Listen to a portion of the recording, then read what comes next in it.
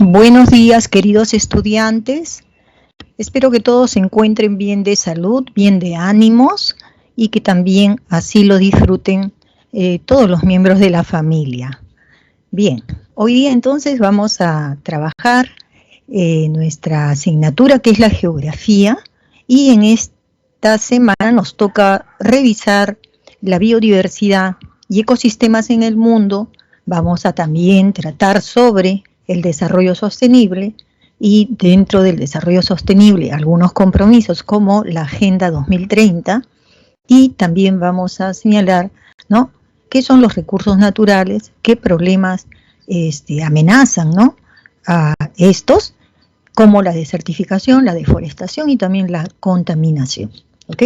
Entonces, sin más ni más, están preparados con su cuaderno, su lapicero, ¿no?, y estar atentos pues a lo que yo en corto tiempo tengo que sistematizar, ¿ok?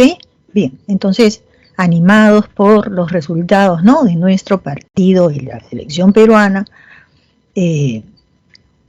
entonces nos hemos levantado positivos el día de hoy, ¿no? Positivos en el término de que estamos, ¿no?, tenemos esperanzas, confiamos en nuestros peruanos, ¿no?, en nuestros nacionales y confiamos que vamos a también a salir victoriosos en esto que viene a ser, ¿no?, el ingreso a nuestra Universidad Nacional Mayor de San Marcos.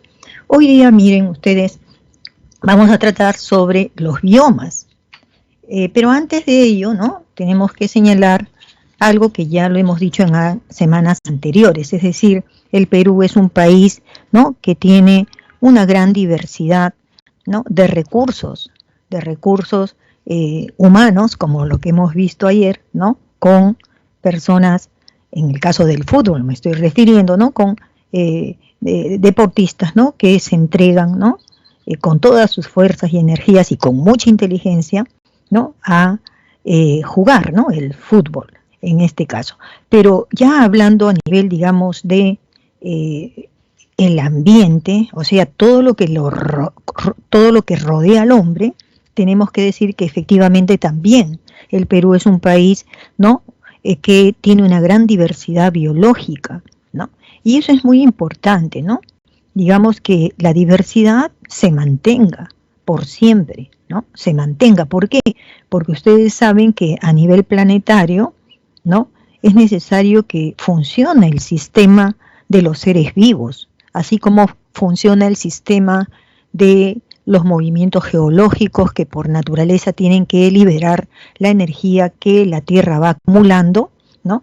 Como también hemos estudiado todo lo que es el sistema climático, ¿no? Es muy importante la relación que existen entre los elementos del clima, son digamos, valiosos porque uno puede predecir, ¿no?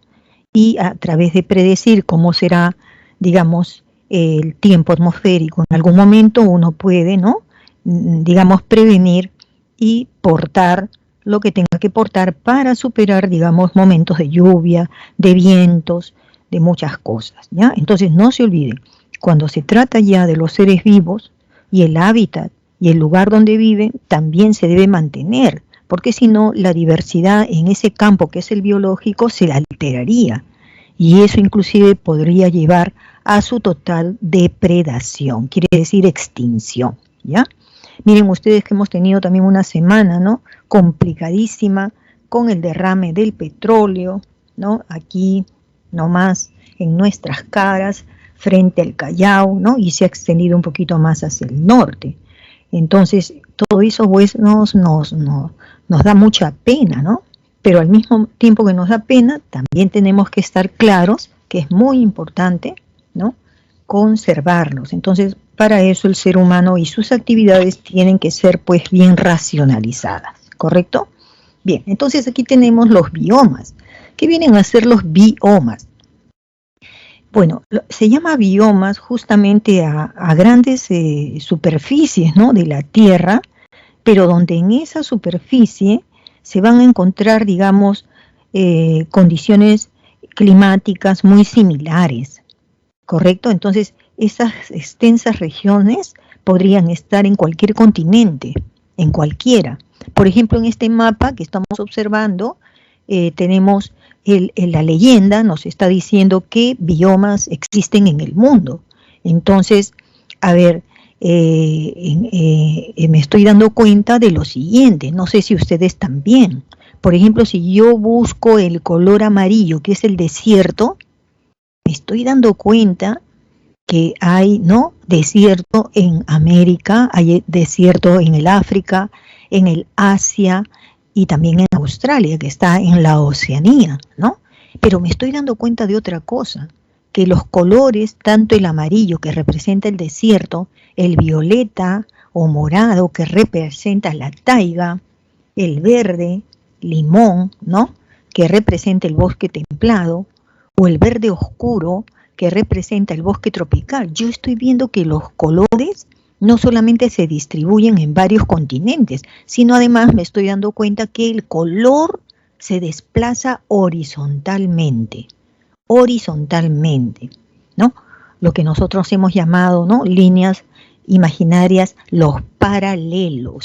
Es decir, el tipo de clima se caracteriza en primer lugar por esto que estamos observando, ¿no?, que se va ubicando ese tipo, digamos, de bioma, y por supuesto tipos de clima también con el bioma, pero esta se está desplazando de manera horizontal, ¿correcto? Eso es muy importante, porque, ¿no?, en estos lugares ya estamos señalando que viven especies de animales, especies de plantas, ¿no?, que son muy similares, muy similares. Para ponerles nada más un ejemplo rapidito, el verde oscuro, que es el bosque tropical, como ustedes se dan cuenta, está en América del Sur y está en buena parte del Perú, ¿no? En la selva amazónica nosotros tenemos bosque tropical. Y en el bosque tropical tenemos muchos tipos de primates, de monos, ¿no? Uno de los más conocidos, por ejemplo, es el mono choro de cola amarilla. O también un mono que es totalmente negrito, de pelo bien negritos, ojos bien negritos, que se llama maquizapa. Muy bien, eso es muy típico, digamos, de América, y el Perú lo tiene. Pero si nos vamos al África, donde también estoy viendo ese verde oscuro, también es bosque tropical, ahí ya no encontraré pues maquizapa, pero sí encontraré chimpancé, el chimpancé, ¿no?, que es más grande que la maquizapa, ¿correcto? Ya, ese tipo de monos son típicos del, ¿no?, digamos, del África. Pero si nos vamos hasta la India, y hasta la parte del, ¿no?, digamos, del sudeste asiático, también vamos a encontrar bosque tropical. Pero en este caso, ese bosque tropical, a ver qué primate nos dará. ¿Qué tipo de primates nos dará? Podría ser el orangután, ¿no es cierto? El orangután.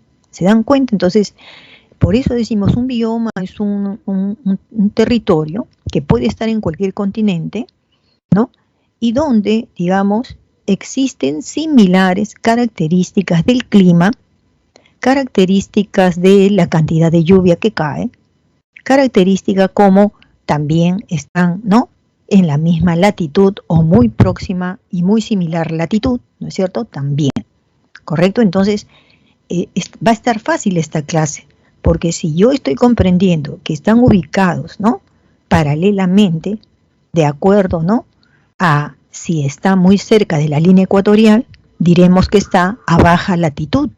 Pero si decimos que ya ese bioma está más cercana a cualquiera de los polos, llámese trópico de Cáncer o trópico de Capricornio, quiere decir, ¿no?, que está a mediana latitud. Y con el color azul, ese azul que vemos en el norte, eso es prácticamente el polo norte, ¿no es cierto? Entonces, nosotros lo que estaríamos viendo es que este color azul representa la tundra. Miren la foto de la tundra a la derecha, un suelo que está cubierto de nieve, ¿no?, y las cimas también están cubiertas de hielo, ¿no? Entonces, obviamente, está a 90 grados o muy cerca de 90 grados, 80 grados, 90 grados. Ahí el suelo prácticamente todo el año está congelado, A ese suelo se le llama permafrost porque significa hielo permanente, ¿no? Y bueno, si vamos viendo en América es Canadá, ¿no? Y Canadá, bueno, hay gente que vive en este lugar. ¿Y por qué viven ellos en ese lugar? Porque ellos tienen casas pues modernas, ¿no? Las casas por dentro tienen calefacción, no se olviden. ¿Qué recurso hay por este lado? En Rusia, que también tiene esta parte de tundra, ¿qué cosa habrá? Petróleo. ¿Cuántas veces a los rusos se les ha derramado petróleo en el océano Ártico? Pero ellos tienen barcos que son prácticamente recogedores de petróleo del mar. Nosotros no lo tenemos. Hay que pedir ayuda. Hay que pedir ayuda. Si no podemos resolver nuestro problema, hay que pedir ayuda internacional. Barcos que vengan tanto de Canadá y los Estados Unidos como también de Rusia, porque ellos están de ese lado, ellos toman petróleo. No se olviden, ¿ya? Entonces, no se olviden que la distribución de los biomas depende fundamentalmente del clima, ¿ya? Y entonces, para darnos cuenta que estamos en un determinado bioma, me voy a fijar mucho entonces en el clima. Pero como el clima es un elemento importante que hace que varíe la vegetación, entonces habrá en ese lugar un tipo, digamos, de vegetación, ¿no?, que va a ser característico de los biomas. Por ejemplo, ¿cuál es lo característico de la taiga? Busquen ustedes la foto de taiga. Taiga, ¿no? Taiga está pintado de color morado y tenemos la foto a la derecha, taiga. ¿Cómo se llama este árbol? Lo hemos visto ahora en diciembre, se llama pino. Son árboles de pino. Allí hay bosques de pino. ¿A qué llamaremos bosque? Le llamamos bosque cuando los árboles crecen uno al lado del otro. Uno al lado de otro. ¿Correcto? Bien, cada uno de estos biomas los vamos a ir entonces conociendo, ¿ya? Cada uno de ellos. Así que vamos ahora a resaltar lo más importante. Vamos a comenzar por el bioma bosque tropical. Lo vamos a encontrar entre 0 y 10 grados de latitud. Quiere decir que está, ¿no?, muy cerca de la línea ecuatorial, ¿no? Entonces, aquí en el mapa de la derecha, ¿no?, tenemos pintado en verde los lugares donde está ese bosque tropical. Entonces, está en América del Sur, lo tienen 8 países, 8, entre ellos el Perú, tiene bosque tropical, ¿no? Y tiene también Brasil. Brasil es el que tiene más superficie de este bosque tropical. También está en la parte media del continente africano, parte media y en la parte occidental. Está también en el sudeste asiático, en Indonesia, ¿no? Está en esta parte, ¿ya? Bien, ¿qué otra cosa es importante aquí, no? Vamos a ver que su clima es un clima tropical. ¿Cómo es un clima tropical? Es un clima cálido, donde la temperatura, ¿no?, el promedio es de 28 grados Celsius. Miren, 28. Actualmente, ¿en cuánto estamos ahorita de temperatura? Según mi reloj, estamos casi como en 20 grados Celsius. Puede ser que un poquito menos, porque yo estoy en una habitación un poquito pequeña y tengo muchos libros, entonces se acumula un poco el calor, la temperatura, digamos, aquí. No, más de 20 estamos 25 parece en esta habitación, pero es probable que sea un poco menos. Imagínense con 28 grados Celsius, muchas veces en febrero llegamos a 28, es mucho calor, y otras veces hemos llegado hasta 30 grados. Bueno, en estos sitios donde hay este tipo de clima tropical hay abundante cantidad de lluvias. Aquí en este caso cae hasta 2.000 milímetros anuales de estas precipitaciones. Hay también demasiada humedad. Siempre donde hay bosques tropicales hay bastante humedad, ¿no? Justamente esta humedad sirve para que hay mucha humedad por dos cosas, ¿no? Primero es por lo que es un clima cálido, entonces donde encuentra cuerpos que tengan agua lo va a hacer evaporar. Por ejemplo, ¿qué cuerpos tienen agua? Los árboles, las raíces, las hojas tienen humedad. Y por lo tanto, cuando existe este clima cálido, entonces evapora, ¿no?, esto que es agua dentro de las plantas, dentro de los árboles, entonces comienza ese agua a evaporarse, el agua que emana justamente de las plantas, ¿ya? Y además, ese vapor que emana luego al aire, ese vapor húmedo también contribuye, ¿no?, a que las plantas también se refresquen. No se olviden, ¿ya? La flora, bueno, vamos a encontrar aquí que existe la mayor diversidad de plantas. Es el bioma que más cantidad de variedad de plantas tiene, ¿no? Por ejemplo, como se trata de los bosques, allí hay mucha madera, hay muchos árboles que son madereros. Por ejemplo, la caoba está aquí en América, el bambú que está en China, ¿no es cierto? El cedro nuevamente en América, ¿sí? Y son pues árboles que perennemente tienen siempre hojas, ramas y hojas, ¿no? Por eso se le llama hojas perennes.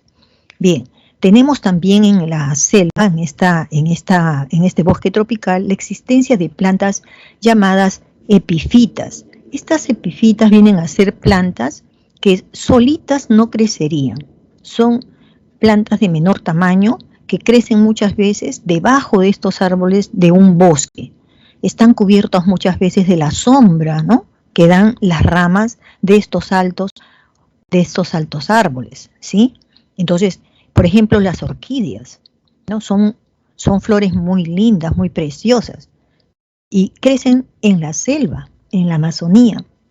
Y gracias a que los bosques las protegen de las lluvias, ¿no? Son como una especie de paraguas para estas flores, ¿sí? Ahí hay café, hay cacao, hay plátano, ¿no?, entre otras cosas. Bien, estamos hablando tanto de animales como de alimentos, ¿no?, que se llaman recursos naturales, ¿ah? Por si acaso, no estoy hablando que el café se siembre, no estoy hablando que el café se siembre también o el plátano también. Estamos hablando de que es parte del paisaje y entonces esto ha sido hecho por la propia naturaleza. Ya hemos hablado de las faunas, no solamente hay primates, sino también hay felinos. Por ejemplo, nosotros tenemos, ¿qué felino tenemos en la Amazonía? El otorongo, ¿no es cierto? Pero en la parte asiática tenemos a la derecha, tenemos una foto, tienen el tigre de Bengala, ¿no? Y es así, estamos viendo, ¿no?, cómo también ellos tienen felinos, y en América también, pero tienen distintos nombres, pero son, ¿no es cierto?, ambos son felinos. También, además de felinos, ya hemos visto que tenemos monos, ¿no?, o primates, tenemos muchas aves, una gran variedad de aves, ¿no?, entre otros, ¿no? Serpientes, ¿qué más? Aves, sobre todo, es una gran cantidad. La acción del hombre. Siempre vamos a hablar del bioma, pero también siempre vamos a hablar, ¿y qué hace el ser humano en ese bioma? ¿Qué hace el ser humano, no? Destruye el hábitat, ¿no?, por ejemplo, de los animales. Destruye el hábitat, ¿no? Ustedes dirán, ¿cómo lo destruye, no? Bueno, esta destrucción se produce muchas veces cuando los que viven cerca de este bosque, al ver que todo es verde, creen que ellos basta con la lluvia para poder hacer crecer las plantas. Y no es así, no basta con la lluvia, ¿no?, sino es el tipo de suelo, es el tipo de clima, ¿no?, que hay allí. Entonces, cuando el hombre entra al territorio, digamos, de este bioma, bosque tropical, lo que quiere hacer es sembrar. Y siembra. Sin embargo, ese suelo no es un suelo de cultivos, no es un suelo agrícola, ¿ya? ¿Por qué? Porque ese suelo está lleno de arcilla. Ese suelo permanentemente no hay agua ahí encharcada, de todas maneras el suelo es bastante húmedo, ¿no? Pero muchas veces es por la cantidad grande de lluvias que hay ahí. Entonces uno puede ser que la primera cosecha le sale, pero las demás no le van a salir, no le va a salir el producto. Y lo peor es que para eliminar, ¿no?, todos estos árboles que hay, ellos van a talar. Y si ya encuentran un suelo que ya está talado, están las raíces. Y entonces, para sacar esas raíces, lo que ellos hacen es rociar un poco de combustible y luego prenderle fuego. y que el fuego queme esas raíces que tiene el suelo. Sin embargo, lo que quema son raíces, pero también va a quemar toda esa producción orgánica que tiene el suelo. Todo lo quema. Entonces, con las justas le va a dar una cosecha, pero después ya no la va a tener. Y cuando no la tenga, no tenga ese suelo productivo, este señor va a trasladar, va a migrar otra vez a otro lado de la selva o del bosque tropical para hacer lo mismo. Esa técnica se conoce como la roza y quema, roza con Z, y se refiere a que lo que está haciendo es echando combustible y quemando ese suelo. Y eso es lo peor que puede hacer, ¿ya? Lo peor. Porque la naturaleza, miren ustedes cuántos miles de años ha necesitado para producir este bosque. Y cuando el suelo se quema, entonces la naturaleza, ¿cuántos millones de años tendrán que pasar para que nuevamente se vuelva productiva? Ya no hay retroceso. La contaminación del agua, muchas veces por la minería. Por ejemplo, acá en Perú, en Madre de Dios, hay gente que extrae el oro del río Madre de Dios. Y para poder obtener este oro, tiene que emplear sustancias que son químicas y que muchas veces las mezcla con el agua del propio río, agua que está corriendo y que está contaminando el resto de las aguas del río. Y hay gente que vive y toma el agua de este río. Entonces, también, ¿no?, hace que la esperanza de vida se reduzca para las poblaciones cercanas. Vamos ahora a hablar del bioma sabana. El bioma sabana también es uno de los más interesantes. Vean ustedes dónde está ubicado. Hay sabana en la parte de Brasil, hay sabana en la parte que corresponde, ¿no?, a Uruguay y Paraguay. ¿Correcto? Y las sabanas más grandes, en realidad las que más conocemos nosotros, ¿no?, por, digamos, no sé, películas, documentales, ¿no? Y es el bioma sabana que está en el continente africano. Es el más grande, las más grandes sabanas están allí, ¿no? Pero ustedes están viendo que también lo tiene el continente asiático en la parte sur, en el sudeste asiático también, y una parte también de Australia. Es un bioma que está muy cerca de las líneas tropicales, ya sea que se llame trópico de Cáncer, que está en el norte, o trópico de Capricornio, que está en el sur, ¿de acuerdo? Se ubica más o menos entre 15 y 25 grados, ¿no?, de latitud. La sabana tropical tiene temperaturas promedios de 25 grados Celsius, un poquito menos que la zona tropical, ¿no? Digamos el bioma tropical. Las precipitaciones aquí son de 1200 a 1800 milímetros al año. Si no está lloviendo en la parte del norte africano, está lloviendo en el sur. Y cuando no llueve en el sur, está lloviendo en la parte norte, ¿no? Se va alternando, ¿sí? Eso hace que los animales, sobre todo los mamíferos, ¿no?, los mamíferos y también las aves, ¿eh? Los mamíferos, por ejemplo, de aves, migran, ¿no? Estas migraciones se notan mucho en el continente africano.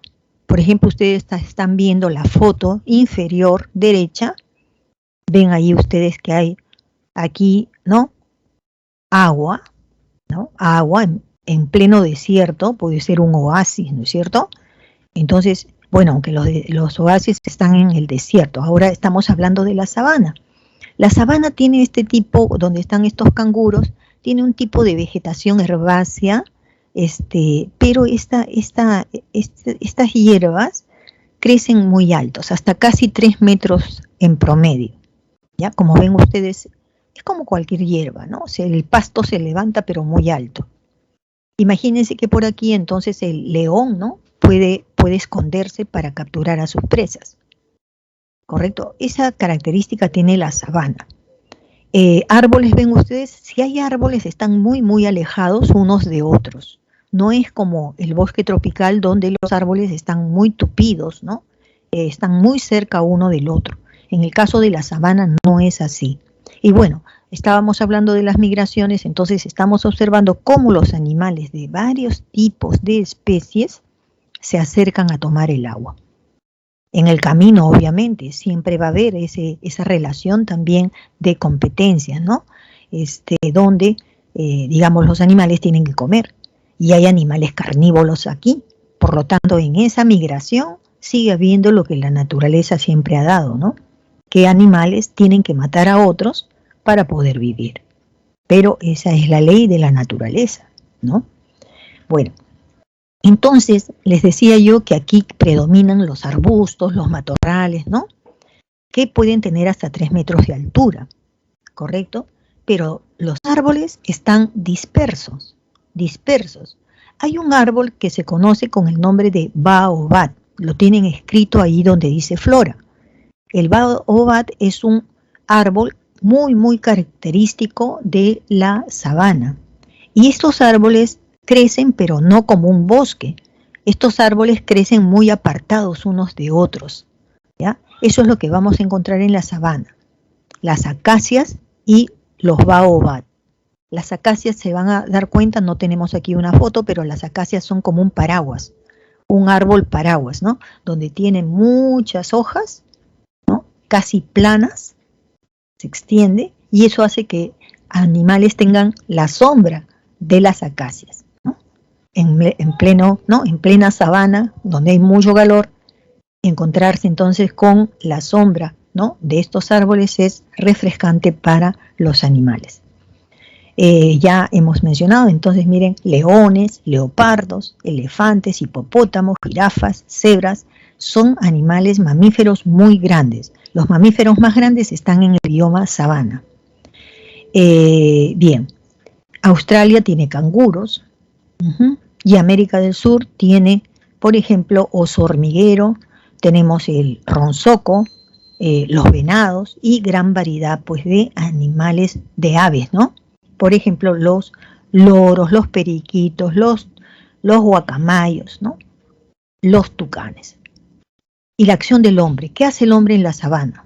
Bueno, también en el África, especialmente las sabanas del África, son amenazadas porque el hombre migra a estos lugares y ahí es donde siembra.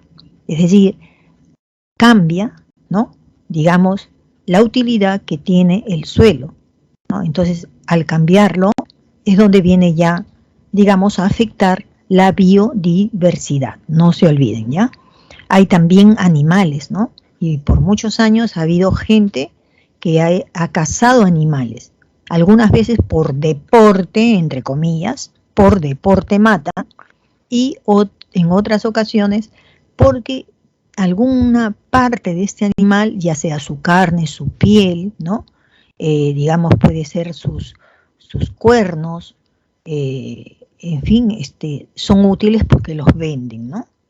La caza ilegal, el sobrepastoreo, porque hay también muchas comunidades nativas del África, ¿no? Y entonces esta gente tiene ganado y muchas veces hace sobrepastoreo, significa llevar a recoger el pasto, que es alimento de los animales, siempre en el mismo sitio, siempre en el mismo sitio. Eso hace que en ese sitio desaparezca del todo ciertas plantas.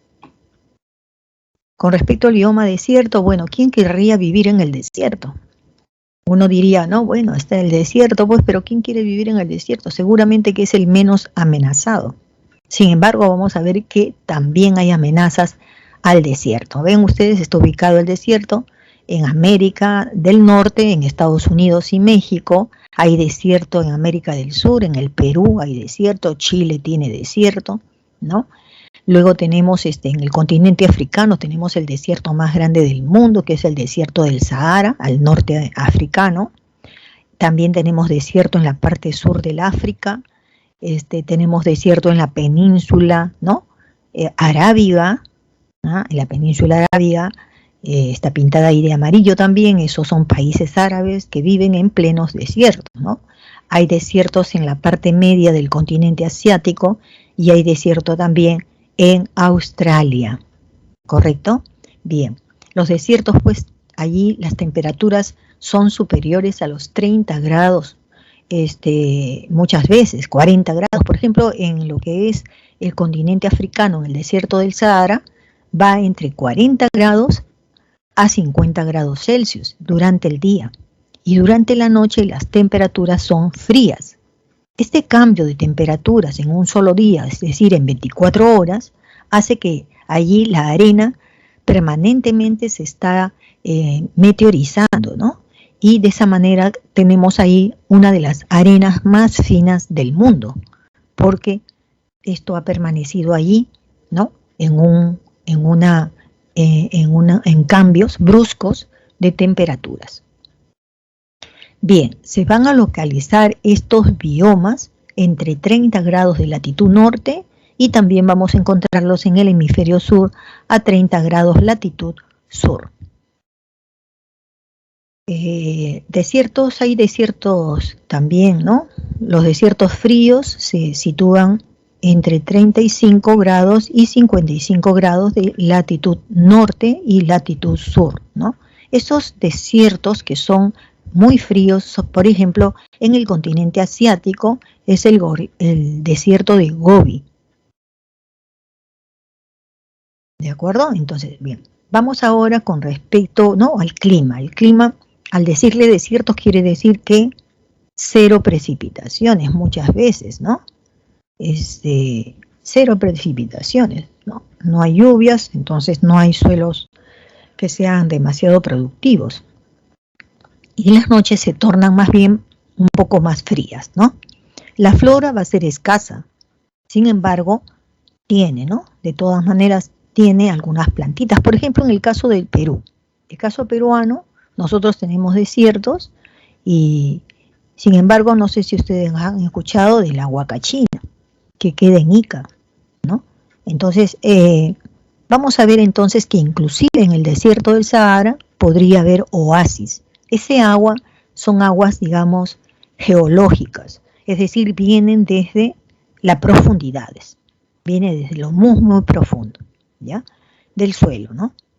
¿Ok? Entonces, de hecho, entonces tenemos que los biomas desiertos, ¿no?, abundan sobre todo del tipo arena, ¿no?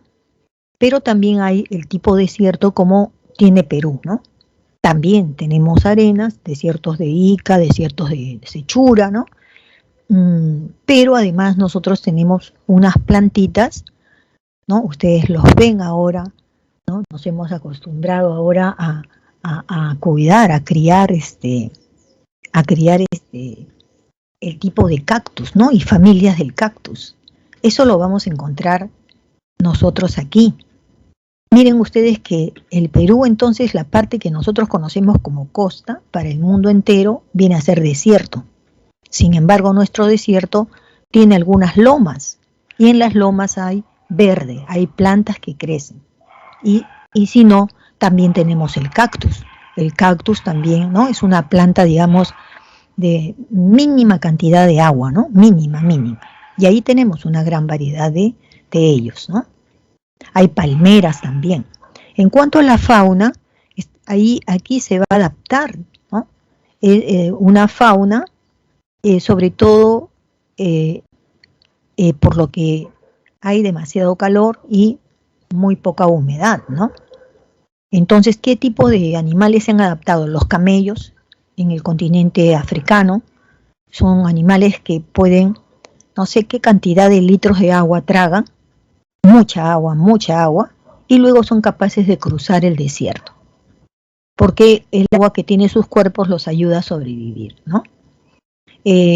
Aquí en nuestro suelo de desiertos encontramos, ¿qué encontramos en suelos secos? Podemos encontrar muchas arañas, podemos encontrar también serpientes, ¿no?, tarántulas, ¿no?, y halcones. Creo que algunas veces les mencioné, ¿no? No con ustedes, no, fue en otra ocasión.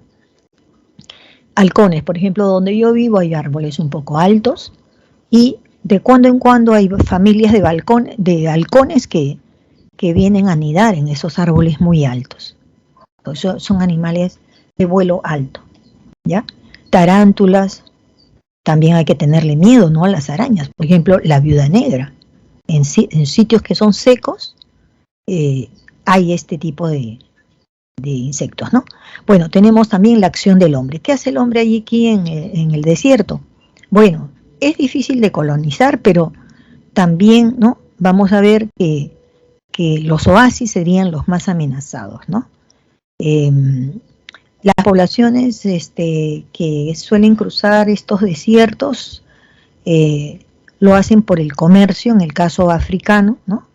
Pero también en los oasis algunas poblaciones, ¿no?, seminómadas prácticamente, lo que hacen es, ¿no?, sembrar ahí, ¿no?, sembrar cereales, frutas, ¿no?, y con técnicas muchas veces, ¿no?, hidráulicas. Entonces eso nos hace preocupar. Tenemos el bioma pradera. El bioma pradera, ¿no?, es un bioma que lo tenemos ubicado en América del Norte, está también en Brasil, está en Argentina, Uruguay, ¿no es cierto?, de ese lado de América, está en una gran parte de lo que viene a ser el continente europeo y el asiático, y también lo tiene, digamos, el continente africano, ¿ya?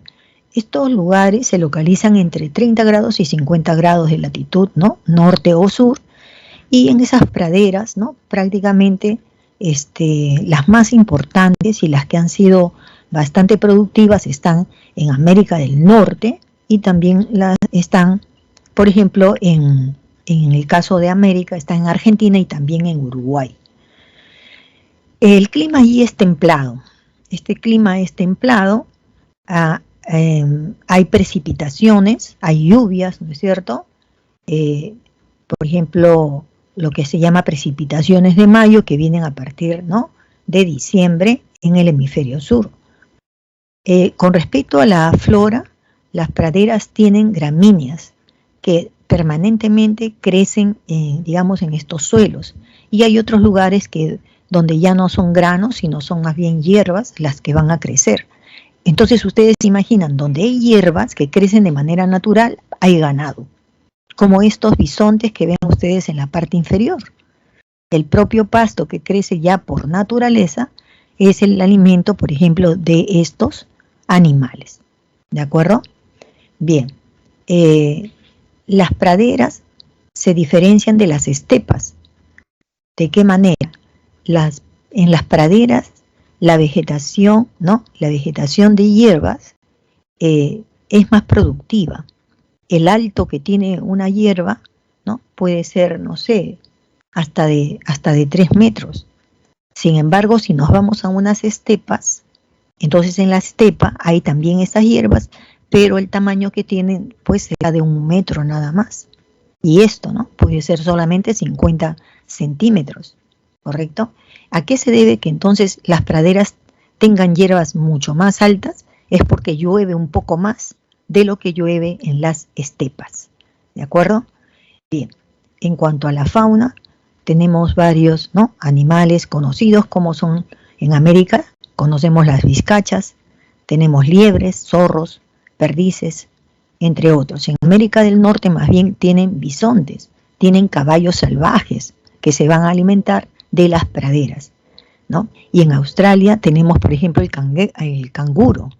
En el África tenemos las cebras, las jirafas, los leopardos y los leones. Ahora, ustedes dirán, pero profesora, ya usted nos ya habló de leones en la sabana, de leopardos o jirafas o cebras en la sabana. Sí, sí, claro que sí. Cuando los animales migran, ¿no?, de la sabana, entonces también, si es que encuentran, ¿no?, praderas, también en el continente africano, también los animales van a moverse, definitivamente van a moverse, ¿no?, porque están buscando el agua, no se olviden, ¿ya?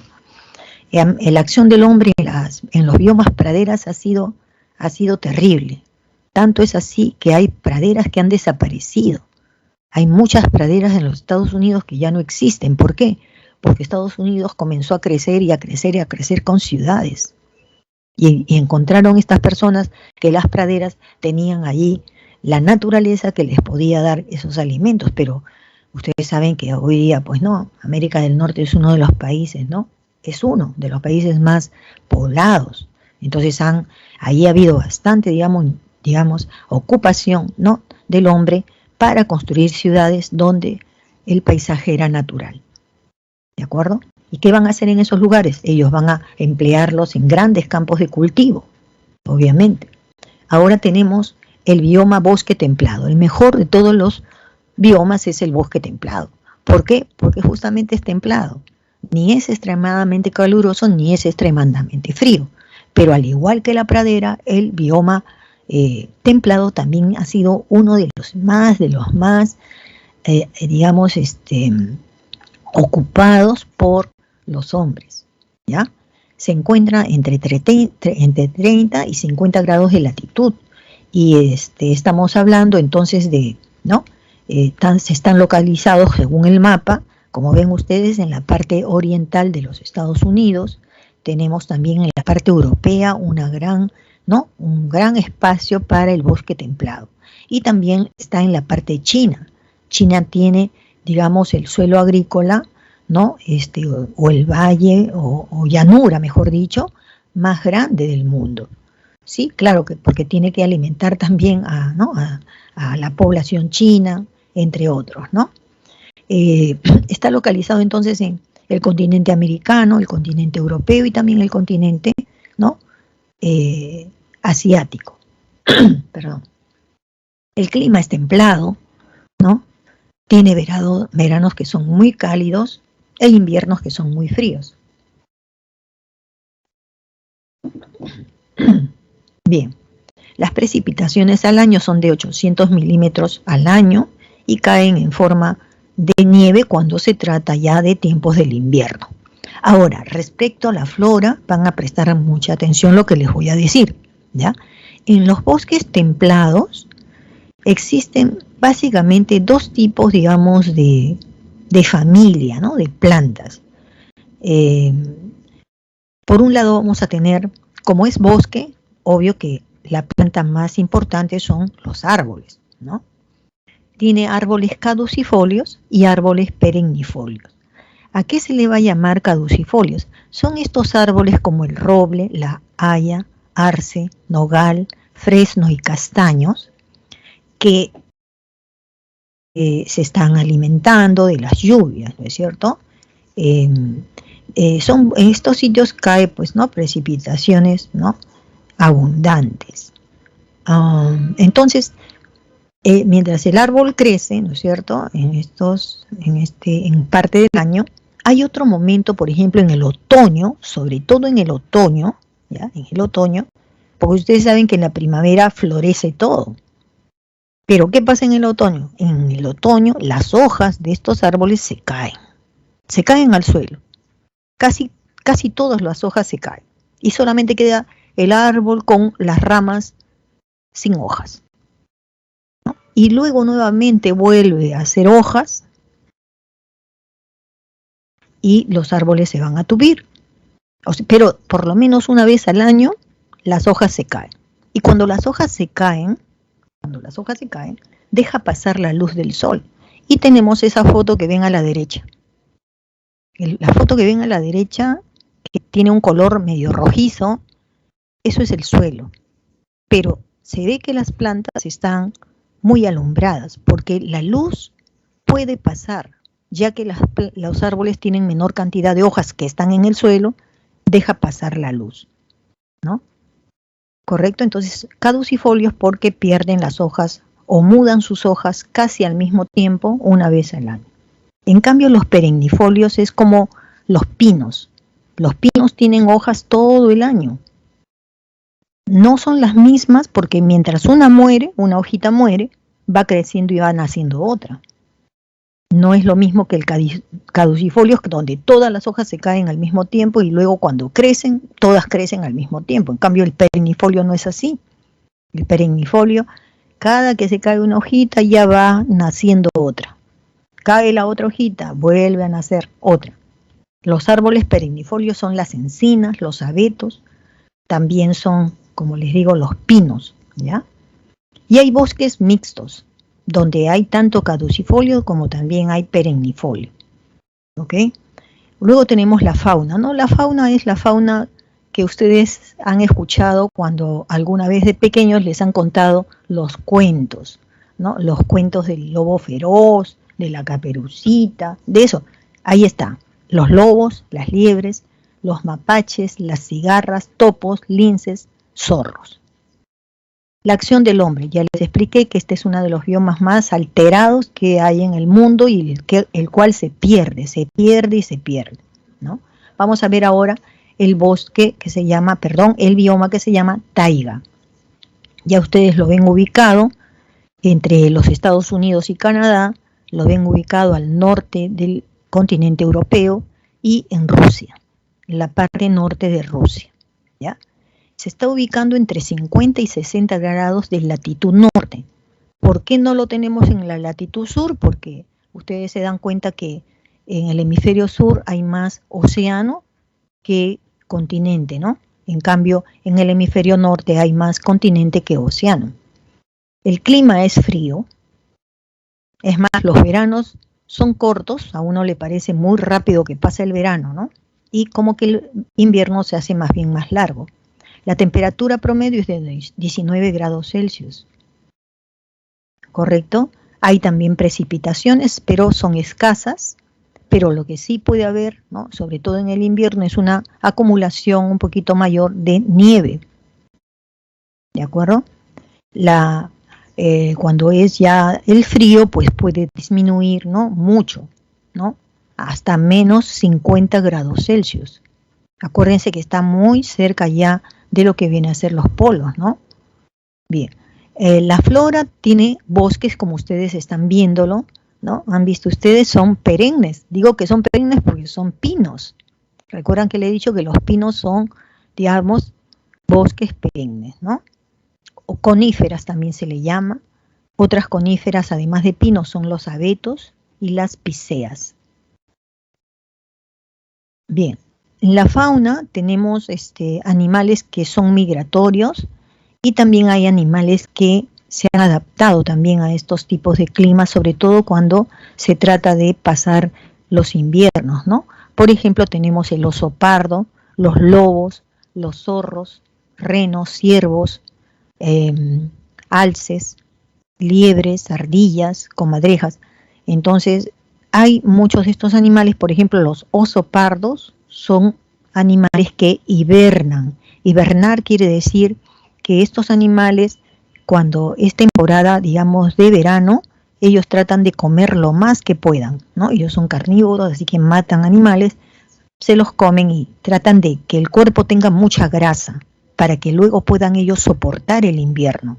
Cuando llega el invierno, lo que ellos hacen es meterse a una cueva o ellos mismos hacen su cueva y se echan a dormir todo lo que viene a ser el invierno. Y despiertan en la primavera. La acción del hombre aquí en la taiga también es, digamos, amenazante, ¿no? Debido sobre todo a la tala de estos árboles, a la caza de animales, ¿no? Por ejemplo, ¿cómo se llaman? Los cuernos de este animal, ¿no? Mamífero, son valiosos para algunos cazadores. Los incendios forestales también se dan, ¿no? Y la contaminación del suelo también por la acción de la minería. Tenemos el bioma tundra. Este bioma, ¿no? Como ven, ya es el extremo norte. Abarca todo lo que es el polo norte y la parte norte tanto de Canadá como de los Estados Unidos y también de Rusia. De algunos países europeos y también de Rusia. Está su ubicación entre 60 grados de latitud norte y 50 grados en el caso de la latitud sur, porque va a comprender la Antártida también. Bien, hay montañas, sí, por aquí también hay montañas, pero están cubiertas, ¿no? Como ya hemos visto, de mucha nieve, de mucho hielo. El clima es un clima de tundra, ¿no? Entonces hay temperaturas que van de 10 grados nada más hasta menos 36 grados Celsius. ¿De acuerdo? Y eso es, digamos, si estamos en el continente, ¿no? Pero si ya nos vamos al mismo polo norte, ¿no? Entonces las temperaturas solamente son entre menos 20 grados Celsius y menos 50 grados Celsius. Hay escasas precipitaciones, si cae algo, cae nieve, ¿no? Hay fuertes vientos, de hecho es un lugar muy, muy frío y el hombre pues difícilmente lo elige para vivir, ¿no? Sin embargo, ya les expliqué, por necesidades de la actividad petrolera, sobre todo, hay gente que vive, ¿ya? La flora, bueno, las plantas, como no hay precipitaciones, así nomás, ¿no? Son menores. Hay plantas muy pequeñitas como los musgos, líquenes, que simplemente crecen del deshielo, ¿no? Luego tenemos de fauna, renos, tenemos el caribú, los zorros, ¿no? Y también aquí tenemos pues animales que se han adaptado, ¿no? Los osos polares, por ejemplo, ¿no?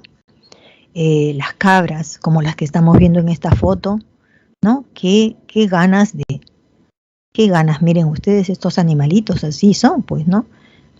Se han adaptado a esos hielos, ¿no? La tundra se llama tundra alpina, ¿no? Alpina por los Alpes, ¿no? Donde abundan estas cabras monteses, ¿no? Y luego la acción del hombre, ¿no? Persiguiendo estos animalitos, ¿no? Tienen la caza, ¿no? Ilegal, el cambio climático que está afectando a las zonas polares, como ya hemos explicado antes, ¿no? Y la construcción también de algún tipo de infraestructura industrial, sobre todo para esos países dedicados a la extracción de minerales y también a la extracción de petróleo.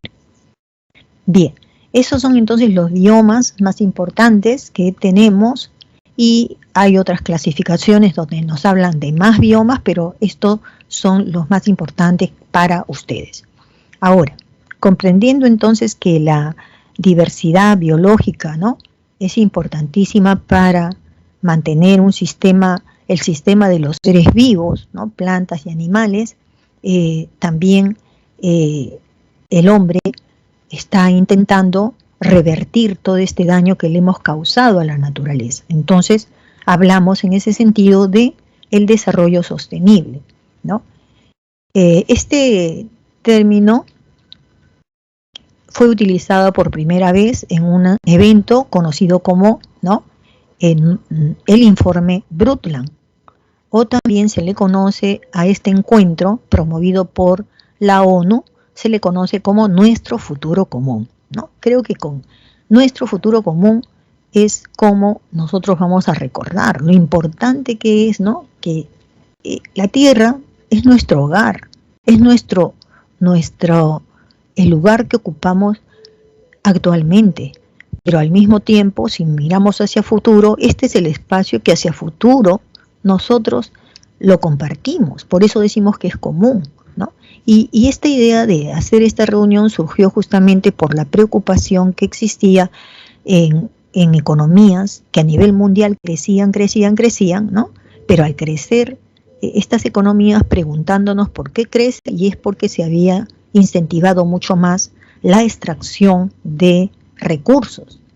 Ya no, o sea, mejor dicho, se rompió el equilibrio que hace muchos años atrás los hombres tenían entre las actividades del hombre en relación con, digamos, lo que los hombres podían obtener de la naturaleza. Antes era equilibrado porque había una menor población, pero hoy en día la población mundial ha aumentado mucho y el ritmo de crecimiento de los recursos naturales no ha sido igual, es más lento el crecimiento de recursos, el origen de recursos por la propia naturaleza.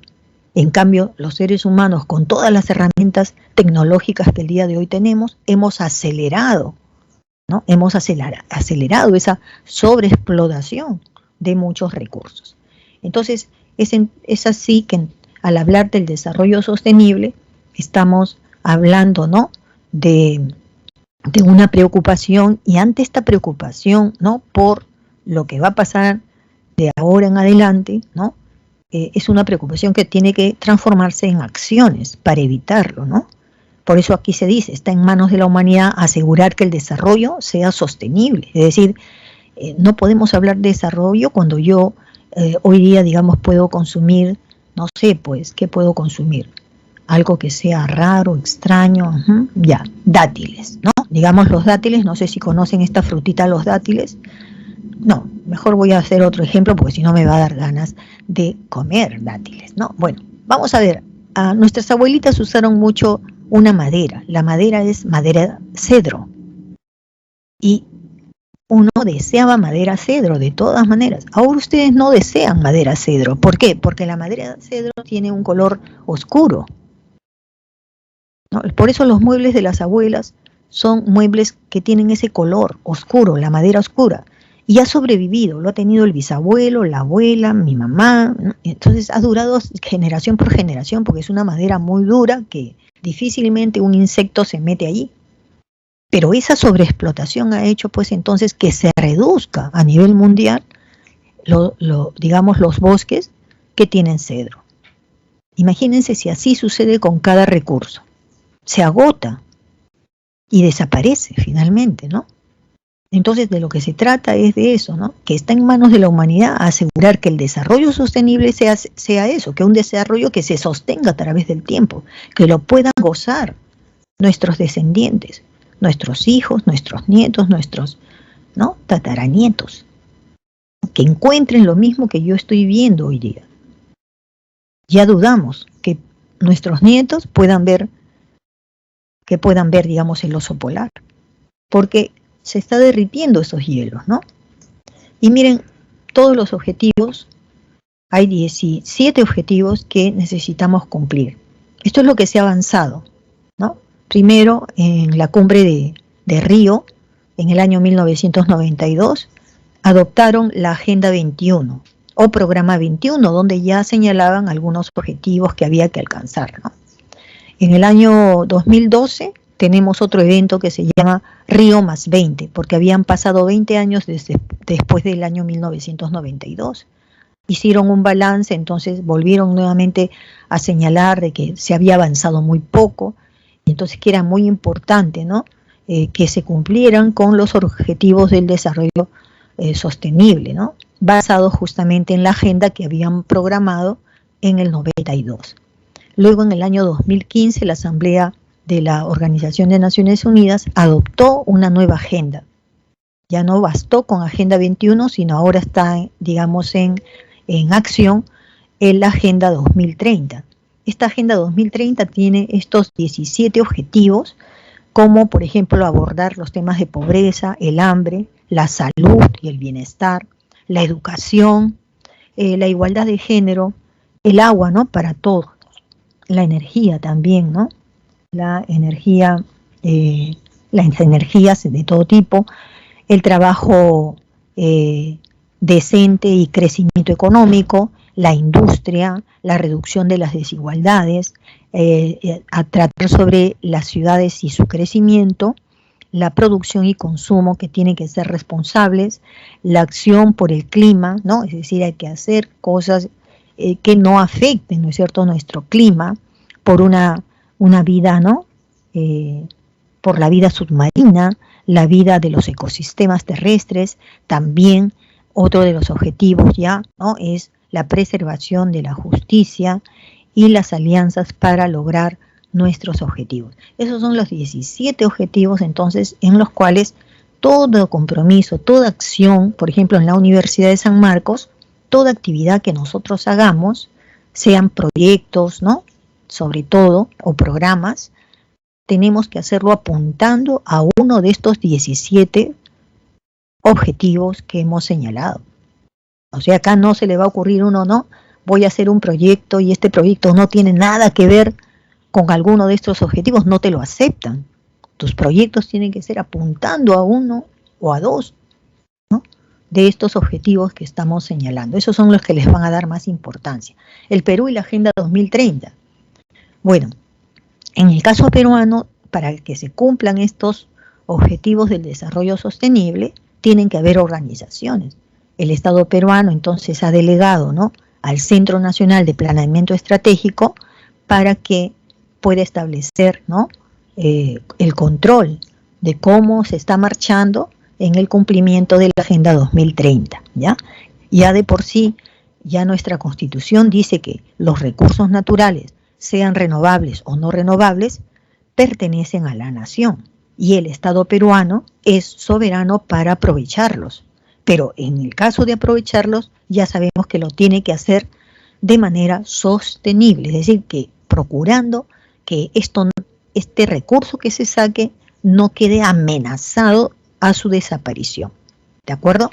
El artículo 69 ya dice que el Estado, ¿no?, promueve el desarrollo sostenible de la Amazonía.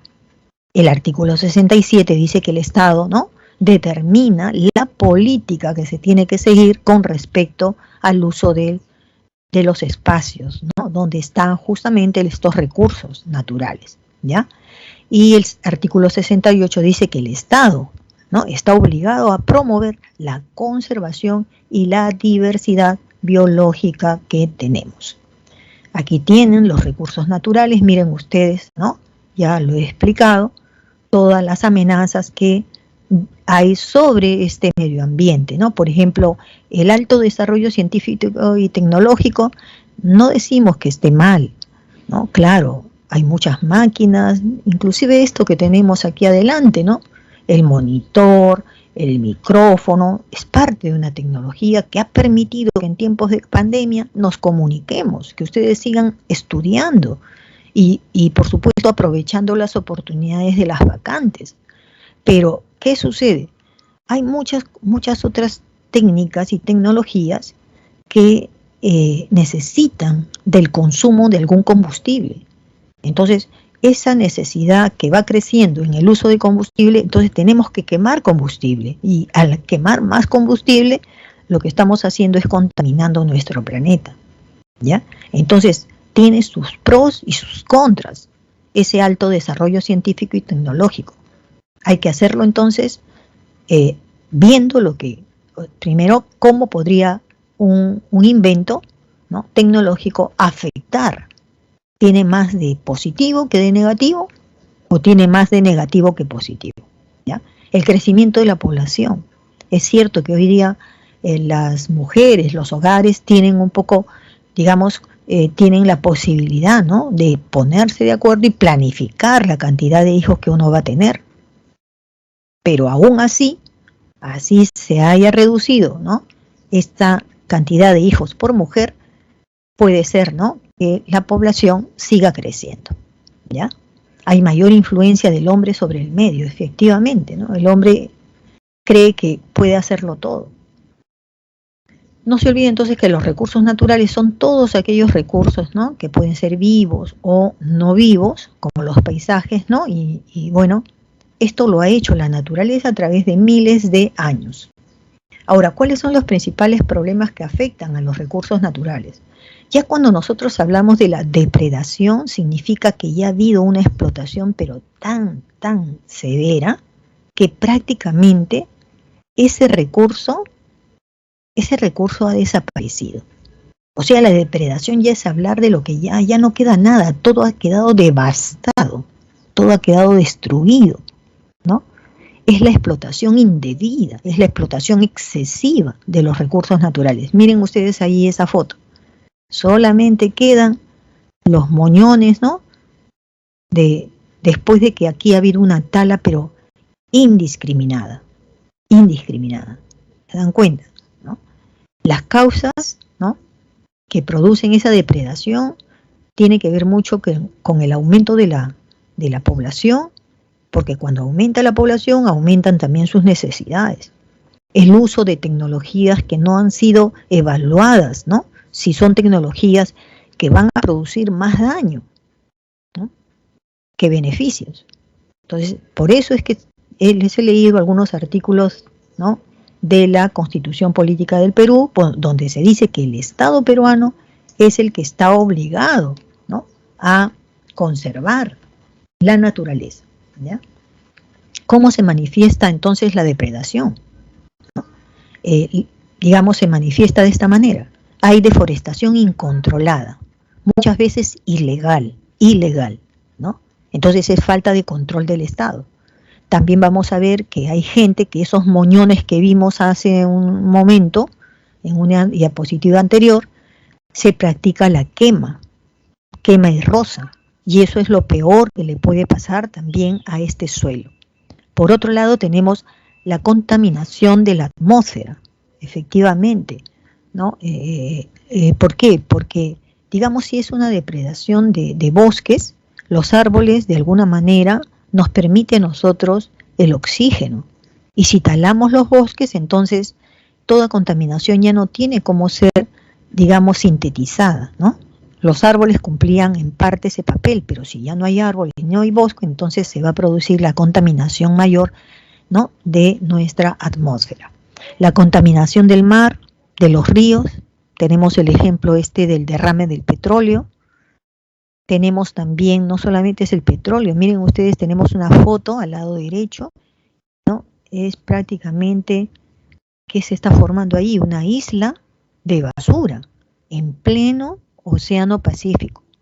Y ustedes saben, la mayor cantidad ahí del recurso, de esto que tienen acá de basura, es el plástico, que tarda miles de años para sintetizarse, ¿no? Cientos de años para sintetizarse. Por eso hay que reciclar, ¿no? Si ustedes pueden hacer cosas con el plástico, reciclen y utilícenlo antes de comprar madera, antes de comprar otra cosa, ¿ya? Contaminación del suelo también, obviamente, ¿no? Ahora este material está flotando en el océano, pero también en la orilla en las playas se acumula esto. Ya me estoy imaginando que alguna vez para ir y bañarnos en el mar vamos a tener que poner, ¿no? Poner encima de las toallas, encima de los plásticos, porque ya no vamos a encontrar arena, vamos a encontrar plásticos nomás. Y eso es peligroso.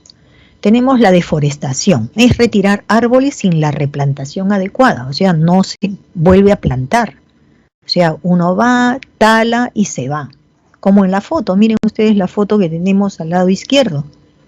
Es parte de la Amazonía, pero miren lo que han hecho. Todos esos caminitos es porque por ahí ha pasado el camión que va, ¿no?, recogiendo la madera, ¿no? La madera la va recogiendo y el camión tiene que bajar para llevarlo a algún aserradero. Entonces ya aquí a este lado, o sea, tala y se va.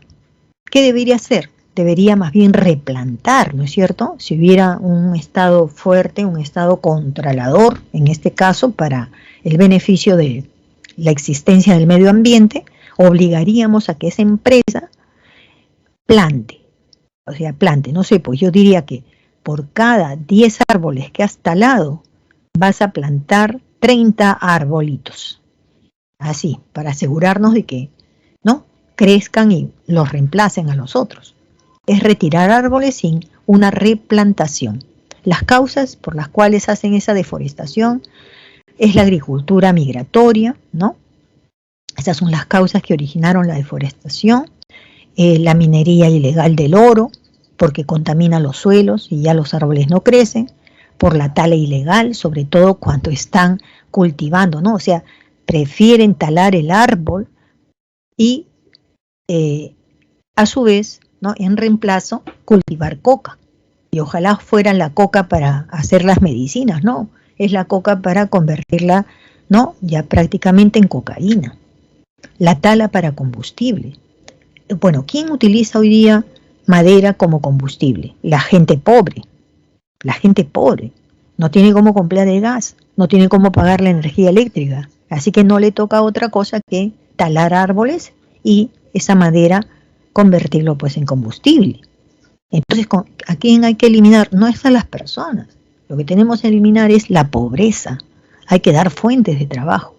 La tala comercial ilegal, ¿no? Tala comercial ilegal son esos que se llevan los árboles, ¿no? Se llevan los árboles y lo que hacen es simplemente negociar, ¿no?, ese árbol, esas maderas y venderlas. Hay obras de infraestructura también vial, ¿no? Las obras de infraestructura vial. Ok. ¿Qué se hacen, no? Por ejemplo, las carreteras en plena selva producen ruido, digamos, y esos ruidos son dañinos para los animales, ¿no?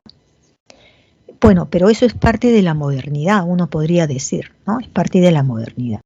Luego tenemos medidas de desarrollo sostenible, que son qué es lo que vamos a hacer y que ya se los he ido señalando, ¿no? Reforestar, utilizar métodos menos agresivos, evitar derrochar los recursos naturales, ¿no? Evitarlos, hay que renovarlos, ¿no? Si tienen por ahí esa cómoda, ese cajón que dejó la abuelita, hecha de cedro, no vayan a usarlo para la parrillada del domingo, ¿eh? No, hay que convertir ya, si no nos gusta mucho, los podemos repintar, ¿no? Podemos darle otra utilidad, ¿ya? Miren, son seres vivos, ¿no? Son seres vivos, bueno, fueron vivos y nos han servido, entonces se puede hacer muchas cosas hoy día. Consumir productos sustentables, básicamente, ¿no? Y capacitar también a los colonos. Muchas veces esa roza y quema lo hacen por ignorancia, ¿no? Y hay que reformar algunas normas, ser también, ¿no?, más drásticas los castigos que hay que dar a la persona que está, ¿no?, dañando la naturaleza. ¿De acuerdo? Bueno, la FAO a nivel internacional ya nos está advirtiendo que, ¿no?, continúa disminuyendo la cantidad de área forestal. Ha perdido 178 millones de hectáreas de bosque desde el año 1990. ¡Wow! Tenemos aquí la deforestación en el Perú, ¿no? Ya hemos dicho de que el Perú tiene pues un área, ¿no?, digamos, de bosque que comprende tanto lo que es la selva alta como la selva baja. Tenemos, digamos, un proyecto conocido como Proyecto de Monitoreo de la Amazonía, ¿no?, la cual se encarga justamente de identificar, ¿no?, los lugares donde hay un mayor, digamos, hay una mayor amenaza, ¿no?, respecto a los recursos que posee. Y ellos son, por ejemplo, las pampas de Iberia en Madre de Dios. Como ven, el riesgo es ahí en color rojo, es alto. Medio alto es lo que está en naranja y medio es lo que está en amarillo. En los alrededores también del Parque Nacional del Baguaja-Sonene, entre Madre de Dios y Puno. Tenemos también la Amazonía Central, entre Ucayali y Huánuco, y otro lado entre Ucayali y Loreto. Esos son los lugares, digamos, donde estamos notando una mayor deforestación, ¿no?, de nuestra Amazonía. No olviden estos departamentos, Ucayali, Loreto y Madre de Dios. Contaminación del agua, ¿no? También la contaminación del agua puede ser porque allí se ha incorporado algún producto químico o biológico o alguna transformación física que hace que el agua pues se vuelva, ¿no?, perjudicial para los seres vivos. ¿Cuáles pueden ser las causas, no? La introducción directa o indirecta de sustancias que contaminan los lagos, en los ríos, en los mares y los océanos. Por ejemplo, el petróleo ahora, ¿no? Cuando los contaminantes superan la capacidad de absorción del sistema acuífero, es cierto. Hay veces el propio agua, ¿no?, tiene, digamos, su propia composición, ¿no?, hace que sea absorbido algunos contaminantes, pero si esto es en grandes cantidades, ya nada podemos hacer. Los agentes contaminantes del agua, ¿cuáles son? Por ejemplo, que entren agentes patógenos, ¿no?, y estos son los virus o bacterias. También que puedan entrar sustancias químicas. Por eso cuando nosotros vamos a pintar, por ejemplo, vamos a resanar la cómoda de cedro que nos dejó la abuelita, vamos a utilizar thinner. Pero si te sobra algo de thinner, no puedes arrojarlas a través de nuestros caños, porque esto va a ir a parar de todas maneras, va a ir a parar hacia donde van todas las aguas servidas. Y esto entonces el producto químico va a ir contaminando, ¿no? Entonces tratar de eliminarlo en un lugar donde haya arena más bien, ¿no? Bien, ¿qué otros contaminantes son los sedimentos o materias suspendidas o partículas inservibles? Por ejemplo, plásticos, sustancias reactivas diferentes, congénitos, por ejemplo, de cáncer, ¿no? Y sustancias químicas orgánicas como plásticos, petróleo, plaguicidas, residuos y residuos domésticos. Aprendamos entonces a seleccionar los residuos que hacemos para que no contamine, ¿ya? Bien, en los ríos en el río Madre de Dios el mercurio, ¿no?, supera el límite, ¿no?, de lo máximo permisible. Bien, tenemos acá la contaminación del agua, ¿no?, sus consecuencias. Prácticamente el 80% de las enfermedades, ¿no?, que matan a nivel, digamos, de los países en vías de desarrollo, se ha visto de que el 80% es por problemas de contaminación del agua. Y esto es una característica de los países, pues, pobres, de los países donde la gente vive en la pobreza, donde la gente no ha terminado su educación, porque una persona educada también, al saber y al conocer qué es lo correcto, va a tomar medidas desde su hogar. Pero cuando no nos educamos, nos da lo mismo.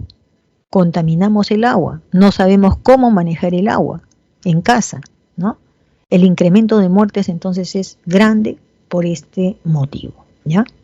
Se alteran los ecosistemas y disminuye la producción, ¿no?, de la pesca. También vamos a hablar de la contaminación del suelo, ¿no?, porque así como se contamina el agua, también se puede contaminar el suelo. El suelo es un recurso limitado y que fácilmente se puede, pues, destruir, ¿no? Entonces, ya nosotros hemos estudiado anteriormente algunos fenómenos geográficos que son naturales, como son la erosión, ¿no? Pero cuando ya actúa el hombre erosionando estos espacios, entonces ya esto, digamos, se hace ya grave, ¿no? Se convierte en un problema antrópico, porque lo realiza el hombre. Las fuentes contaminantes pueden ser las malas prácticas agrícolas, ¿no? Es decir, está cultivando, pero la tecnología que está utilizando no es la más adecuada. También puede ser porque no estamos nosotros eliminando los residuos sólidos como debiéramos de hacerlo. También el almacenamiento inseguro de residuos químicos y nucleares que son peligrosos. Eso sobre todo lo toman en cuenta las industrias. La lixiviados de vertederos mal administrados. Es decir, la manera como se descompone un material, ¿no?, que no lo hemos sabido administrar adecuadamente, pues en ese lugar de todas maneras está contaminando el suelo. Vertido no controlado de residuos domésticos, industriales y también mineros. Como ven ustedes, también el suelo, entonces, el suelo también está hecho de materia orgánica. Entonces también allí hay, además de haber rocas que no tienen vida, pero sí hay animalitos, hay nutrientes de suelo que finalmente los destruimos, ¿no? La contaminación del suelo puede ser, ¿no?, trae como consecuencia la pérdida de la productividad de este suelo, la muerte inclusive de organismos que son útiles al suelo. Por ejemplo, las lombrices de tierra, ¿no? Mucha gente cree que porque la tierra tiene lombrices, entonces la tierra no sirve. No, al contrario. Los gusanitos están dando un poco de aire, ¿no? Al meterse en el suelo, están prácticamente aireando el suelo para que la raíz de las plantas se pueda desenvolver mejor. ¿Se dan cuenta, no? Muerte de organismos útiles, concentración de plaguicidas, echar, digamos, plaguicidas más de la cuenta. Ya saben, las plantas absorben eso y lo comemos, y entonces por ahí ya estamos viendo, ¿no?, que eso no nos hace bien. Medidas del desarrollo sostenible sería, pues, utilizar más bien abonos que sean orgánicos y no los químicos, ¿no? Practicar la rotación de tierras. No siempre se tiene que sembrar en el mismo espacio, hay que dejarle que la tierra recupere sus propios organismos, ¿no? Aplicar racionalmente los plaguicidas. También otro problema que tenemos es la desertificación, que significa degradar el suelo, que el suelo pierda los nutrientes orgánicos que tenía y la humedad que tenía y que también era buena para la planta. ¿Por qué motivos se ha llegado a este nivel de desertificación? Puede ser por el sobrepastoreo, ¿no? Aquellos que llevan a pastar a los animales, sobre todo en la región de la Puna, ¿no? Siempre van al mismo sitio donde crecen el poco ichu que hay, entonces va a llegar un momento en que todo eso desaparece. La deforestación por la extracción de madera o de leña, ¿no? Eso también. El manejo agrícola inadecuado, por ejemplo, sobreexplotación de acuíferos, porque hay poblaciones que saben que tienen, ¿no? En la profundidad del suelo tienen agua, y hay veces lo sobreexplotan, sacan todo lo que tienen, entonces se quedan sin agua. Y obviamente también, ¿no? La desertificación viene por actividades industriales, ¿no? Yo he visto, por ejemplo, la minera Cerro Verde en Arequipa. He visto cómo tiene camiones, ha construido carreteras para llegar a lugares donde va a poder extraer, ¿no? El cobre más fácilmente. Y es una industria minera. Entonces tiene lugares donde la contaminación, ¿no? Producto de lo que allí se quema petróleo, se quema porque son máquinas que ya están procesando algún tipo, digamos, mejor dicho, el cobre, ¿no? Entonces veo que ha contaminado a ciertas áreas, espacios que están cerca, por la industria minera. Factores antrópicos que entonces están causando, ¿no? Toda esta etapa de desertificación en el Perú. Sobre todo desertificación porque la costa, ¿no? Digamos, vamos a ver en qué lugares, en qué regiones es donde hay más desertificación. Por ejemplo, si hablamos de la costa, va a ser la costa norte o la costa central y sur, pero por motivos diferentes. En la costa norte es porque hay demasiada erosión hídrica y también eólica, es decir, por los ríos y también por los vientos. Entonces también el suelo, ¿no? Se ve afectado por la salinización, es decir, miren, los suelos tienen sales orgánicas, ¿no? Entonces, esas sales están en la profundidad. Sin embargo, cuando uno riega, digamos, un terreno con una gran cantidad y exceso de agua, ese agua que flota, ese agua que está por encima del suelo, comienza a salir hacia esas aguas las sales minerales que estaban hundidas.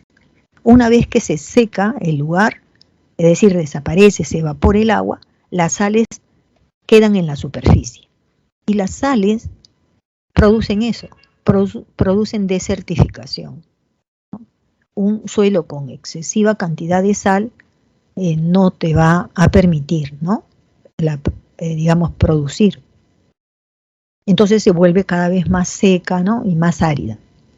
En el centro y en el sur también se hace por salinización, por erosión eólica, es el viento, o por erosión fluvial, ¿no? Que vienen a ser el correr de las aguas de un río, que va siempre erosionando, si hay campos de cultivos en las laderas o sea, en las márgenes del río, el río lo va a erosionar.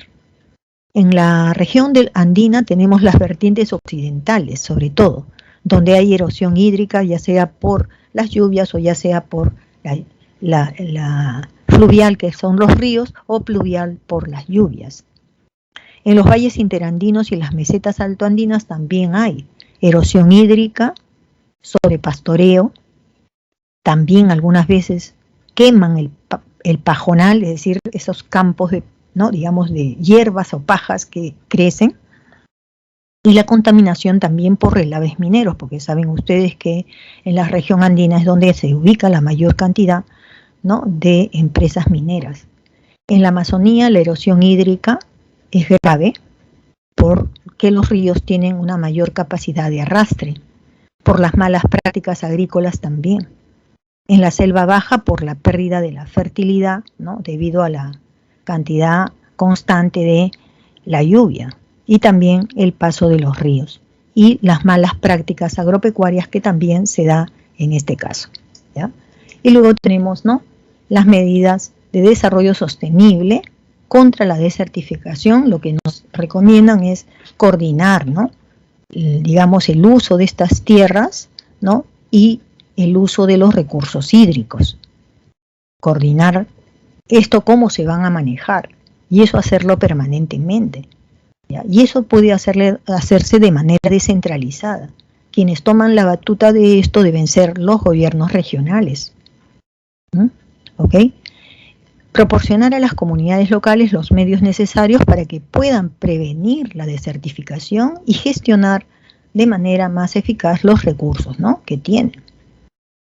Y otra recomendación es, pues, apostar por modos de vida alternativos, de tal manera que no dependan, ¿no?, del uso tradicional que le han dado al suelo, ¿no? Por ejemplo, la acuicultura en las zonas secas, la agricultura de invernadero es también importante, las actividades relacionadas también con el turismo. O sea, no siempre, claro, acá se prioriza la minería y la minería, pero el Perú puede tener, digamos, reservas, ¿no?, de capital si también nosotros promovemos el turismo. El turismo es una de las actividades que nos permite a nosotros que simplemente las personas, digamos, aprecien con la mirada, ¿no?, con el sabor, porque van a entrar a los restaurantes nuestros, se van a divertir, y eso, miren, ¿qué recurso está gastando? No está gastando nada. El ver, el saborear nuestros alimentos, no se gasta, ¿no? O sea, nuestros recursos quedan allí, quedan allí. Entonces, no pensar que solamente la minería sacará, pues, al país adelante, ¿no? Hay países que viven del turismo. Los países árabes viven del petróleo, pero también una buena parte les viene del turismo. Bien. Ahora vamos a responder algunas preguntas. Yo he subrayado algunas, he resaltado en color rojo, ¿ya? Porque ya saben que esta es nuestra estrategia, ¿no? Leer bien el enunciado y las ideas importantes para permitirnos responder. Por ejemplo, aquí va a tratar sobre el bosque tropical y nos está diciendo, pues, que continuamente viene, pues, siendo alterado, ¿no?, por las actividades, sobre todo humanas, ¿no? Y la pregunta que nos hace es lo siguiente: identifique las consecuencias irreparables que se presentan en este bioma que se llama bosque tropical. Por ejemplo, identificar, ¿no?, las consecuencias que está ocasionando esta intervención, pues, humana, ¿no?, y que son prácticamente irreparables, ¿no? ¿Y cuáles serían? Por ejemplo, la reducción de bosques con mayor capacidad para retener el carbono. Es correcto. Los bosques que se llaman bosques primarios, ¿no?, son los que más están, digamos, desapareciendo, porque es la predilección de la persona que va y tala. Y esos son justamente los más viejos, ¿no?, que tienen esa capacidad, ¿no?, para poder, digamos, para poder mantener, ¿no? Pero aquí en este caso es, claro, ellos retienen el carbón, pero si esos son los árboles que estamos eliminando, entonces no hay quien retenga el carbón, y eso nos va a hacer más daño. Correcto, entonces la primera, ¿no?, la reducción de bosques. La segunda también es correcta, miren, el decrecimiento de las lluvias generadas por la evapotranspiración. Entonces, evapotranspiración.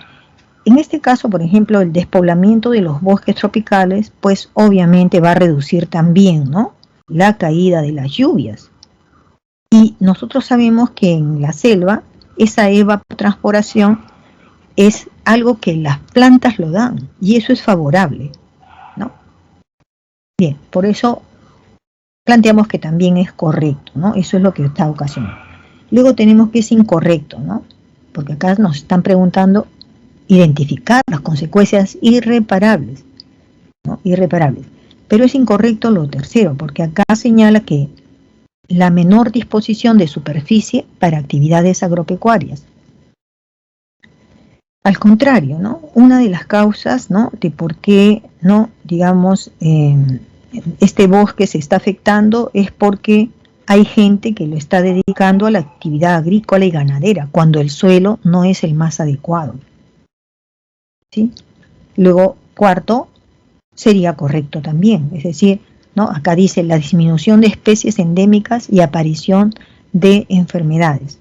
Los bosques tropicales, al desaparecer entonces, digamos, como hábitat, porque desaparece este tipo de suelo, ¿no es cierto? Entonces, ¿qué va a provocar? Provoca la reducción de especies, al contrario, ¿no?, de lo que está diciéndose acá, y ello genera desequilibrios pues en los ecosistemas.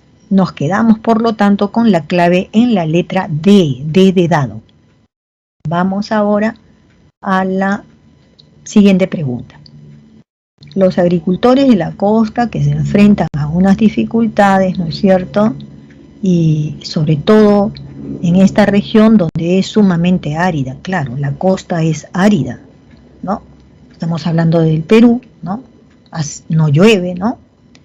Entonces, la agricultura de la costa que enfrenta dificultades para desarrollar esta actividad, a pesar de ello, dice, en esta región sumamente árida se ha logrado incrementar la productividad.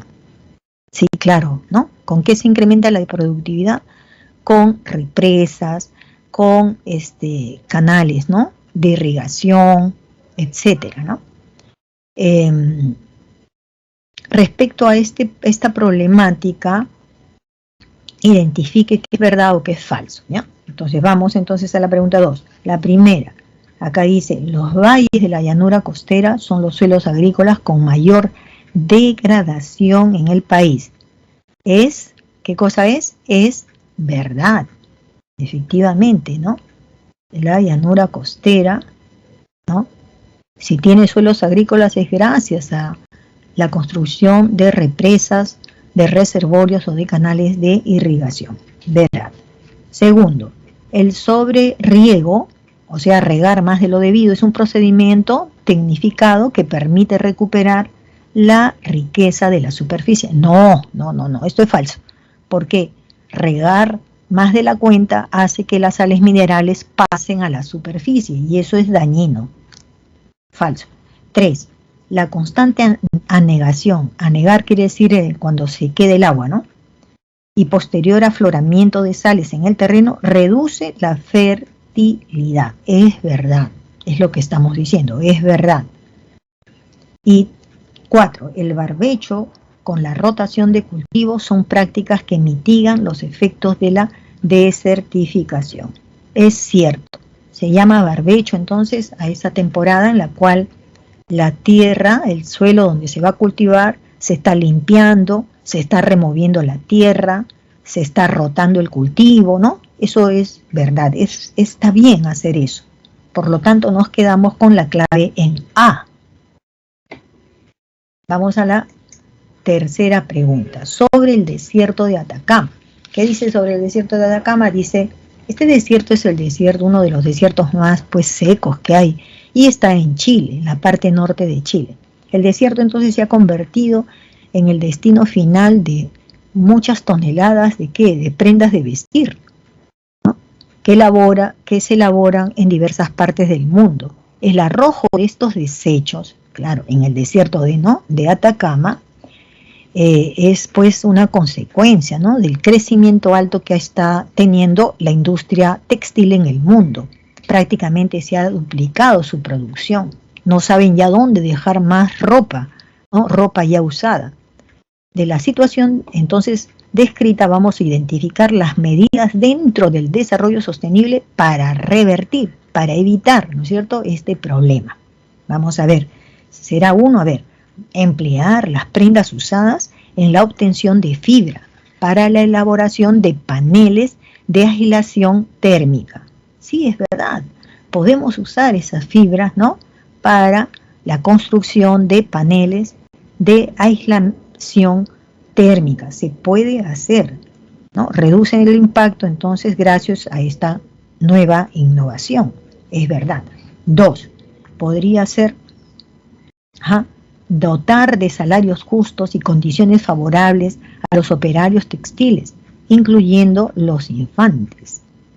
Esto es, ¿qué sería? Sería incorrecto, ¿no? No pasa por dar, digamos, salarios, ¿no?, a los operarios textiles. Al contrario, de repente los favoreces para que sigan construyendo o elaborando más prendas, ¿no? Bien. 3. Recuperar el desierto trasladando los residuos a otros ecosistemas que no se encuentren degradados. Bueno, es incorrecto porque recuperar el desierto reduciendo los desechos y depositándolos en vertederos debidamente acondicionados para evitar su degradación sería más bien, ¿no? Entonces, por lo tanto, no lo elegiría. Alentar el consumo de vestuario hecho a partir de material orgánico para favorecer así la economía, ¿no?, circular a través del reciclaje y la reutilización. Sí, eso sí. Ya hay tiendas, les voy a decir, no quiero decir las marcas, pero hay tiendas promovidas por empresas textiles también extranjeras que, por ejemplo, si ya tienes por ahí una ropa que ya no te pones, tú vas a esa tienda y ellos tienen allí unas canastas donde tú echas ahí tu ropa y te vas. No te van a pagar por esa ropa, nada, no. Solamente la vas a poner ahí y ya ellos ven la manera como estas ropas lo vuelven otra vez a volver telas y nuevamente producen. Y es más, en la misma tienda tienen un sector de prendas de vestir muy baratas, que son aquellas que ya han sido recicladas. ¿Ok? Bien, entonces está bien eso, me parece que es interesante. Ya se hace en Europa y lo podemos hacer aquí. La clave correcta es B, solamente 1 y 4 es correcto. Y vamos a la última pregunta, ejercicio 4, donde los bosques en zonas áridas, ¿no?, también conocidos como secos, son ecosistemas muy valiosos. En el Perú se destaca por su riqueza endémica. Y bueno, lo que vamos a identificar son las acciones que contribuyen con su depredación.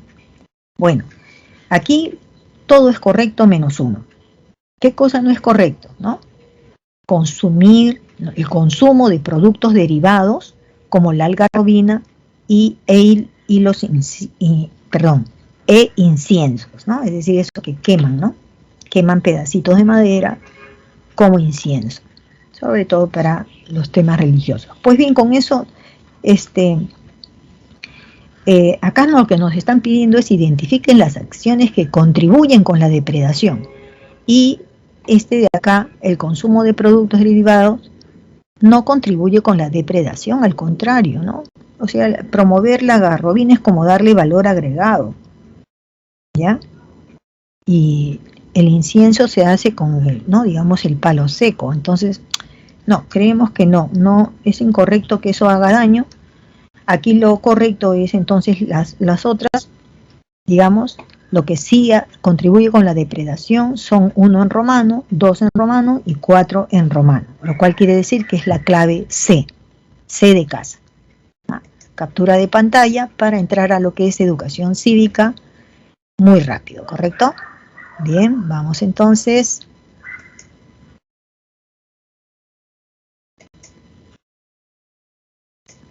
Vamos a educación cívica. Ya. En educación cívica vamos a hablar acerca de aspectos que fundamentan nuestra peruanidad, nuestro sentido de pertenencia, ¿no? Y todo ello. Y justo nosotros acabamos, pues, ¿no?, de vivir en esta semana, bueno, un buen partido, ¿no?, que hemos tenido, y ayer, ¿no?, que también no ha sido malo, no ha sido malo, y mucho escuchaba yo en la noticia, haciéndonos recordar que somos la mejor hinchada del mundo, ¿no? Eso es lo que hemos visto ayer le he prestado atención a eso, la mejor hinchada del mundo, porque así lo declararon al final del último, ¿no?, mundial que ha habido, ¿no?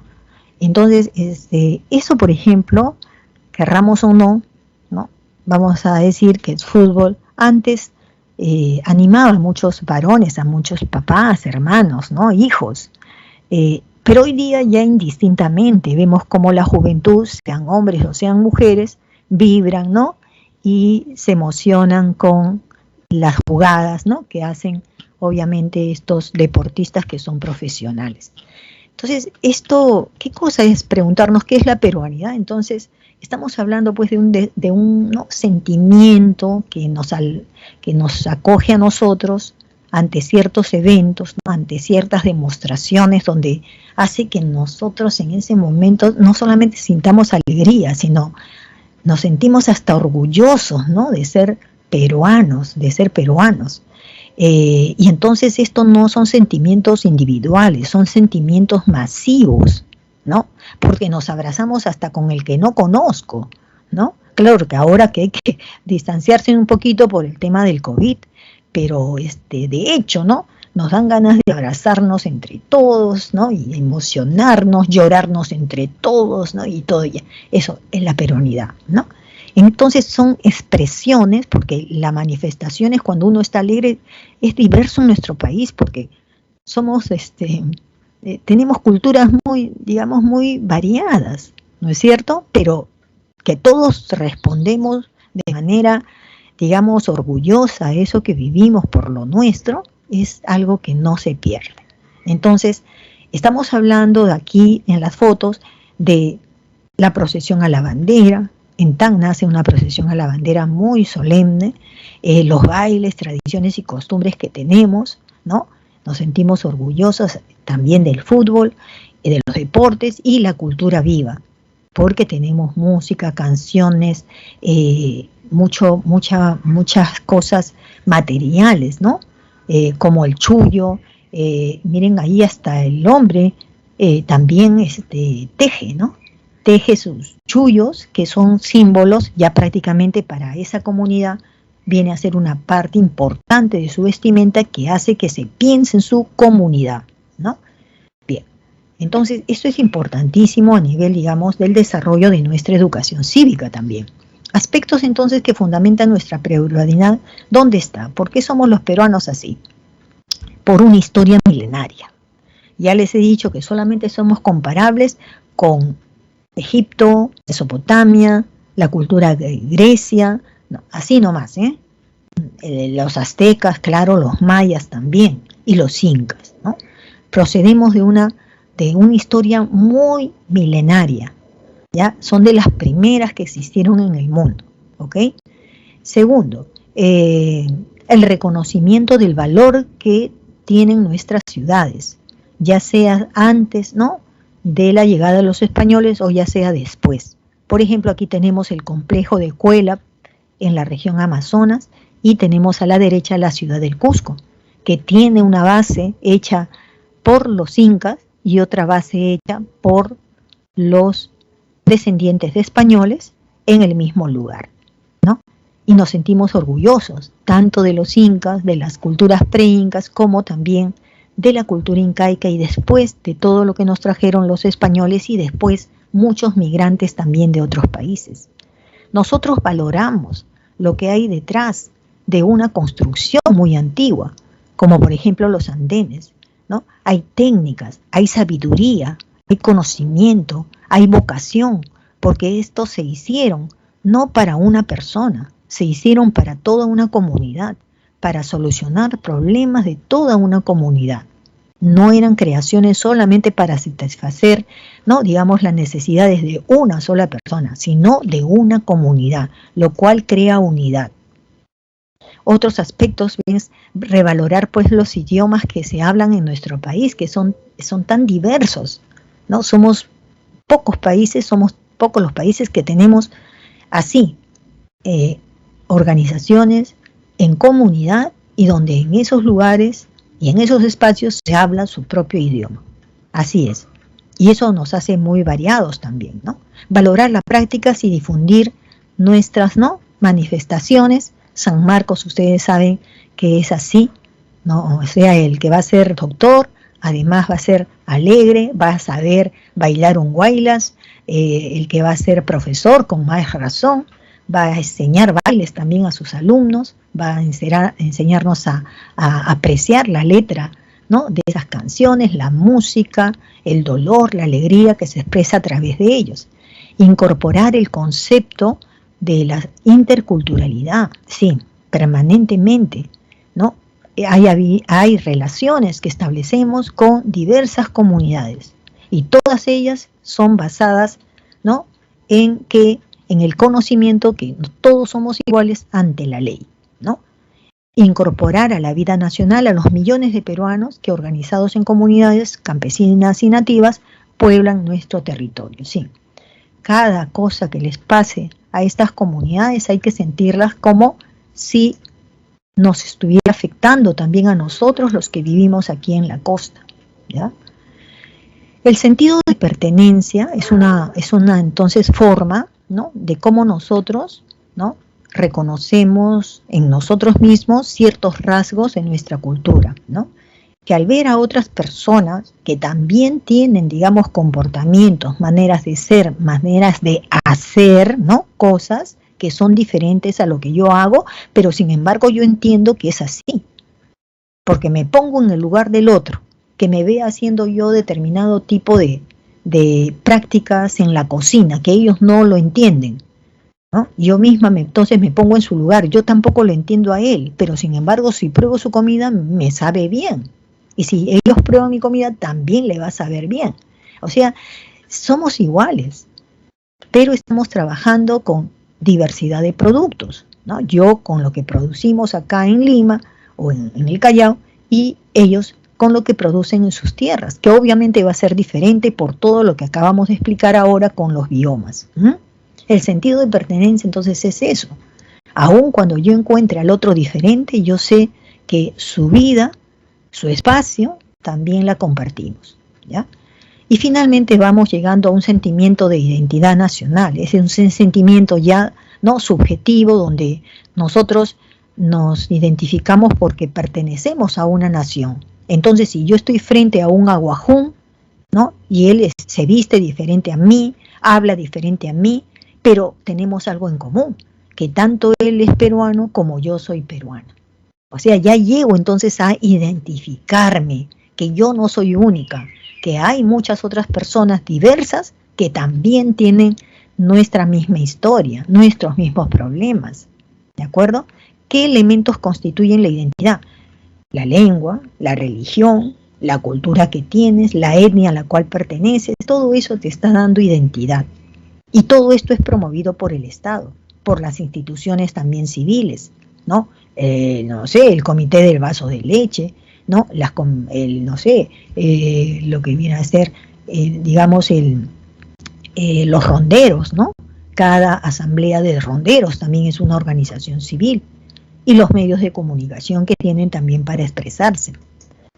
Las tradiciones y costumbres están en el día a día.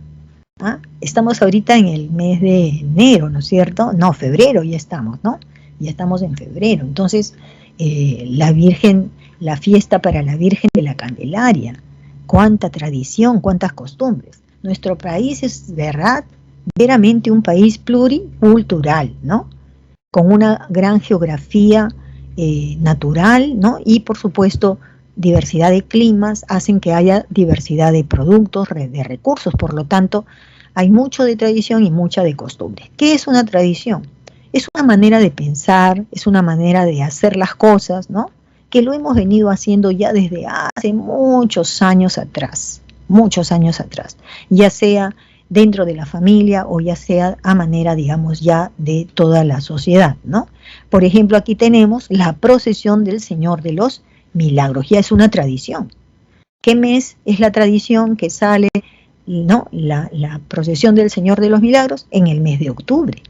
Todos entonces ya saben que en Lima y en otras partes del Perú hacen lo mismo, ¿no es cierto? Tienen la procesión del Señor de los Milagros. Pero vamos a ver ahora la costumbre a la derecha, ¿no? La costumbre es lo siguiente: si vamos a celebrar la tradición, entonces hay ciertas personas que forman parte de los soldados de Dios, de los que van a cargar el anda, y para ellos es obligatorio tener este hábito, este capote, ¿sí?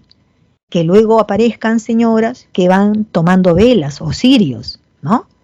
Y que es típico también, la costumbre es que detrás de la procesión de personas empieza a haber la procesión de carretillas que nos venden el sabroso turrón de Doña Pepa. Esto es costumbre, son inclinaciones, son usos de carácter distintivo de una nación, dentro de una tradición, ¿correcto? Donde hay cosas que pueden cambiar. ¿Qué cambia más, la tradición o la costumbre? Yo diría que es la costumbre. Por ejemplo, antes nadie podía ir a una procesión si no tenía hábitos, ya sea hombre o ya sea mujer, ya sea que tú ibas a cargar el anda o que no ibas a cargar el anda.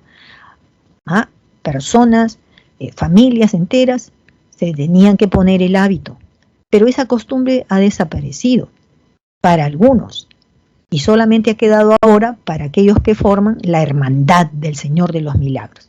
¿Sí? Entonces se entiende, ¿no? Cuándo es tradición y cuándo es costumbre. La tradición perdura mucho más tiempo.